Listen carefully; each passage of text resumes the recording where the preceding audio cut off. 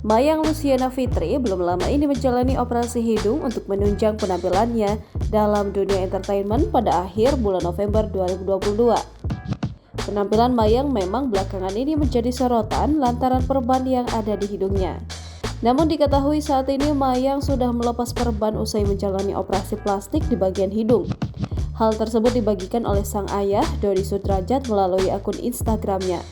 Dengan bangga, ayah mendiang Vanessa Angel itu memamerkan video Mayang dengan penampilan terbarunya. Dalam foto dan video yang dibagikan Dodi Sudrajat, penampilan Mayang pun memang terlihat lebih berbeda. Bagian hidungnya semakin mancung dengan tulang hidung yang meninggi. Tampaknya operasi hidung telah berhasil dijalani Mayang. Dalam keterangannya, Dodi pun mengatakan jika Mayang sangat senang dengan hasil operasi hidung tersebut karena tercapai dengan kemauannya. Tak lupa, Dodi juga berterima kasih kepada dokter dan sebuah klinik kecantikan yang telah berhasil melakukan operasi hidung kepada Mayang. Hasilnya, Mayang kini lebih bisa percaya diri dengan hidung barunya.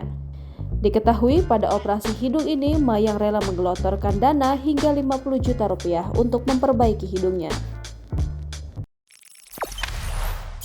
Jangan lupa subscribe, share, komen, dan like ya!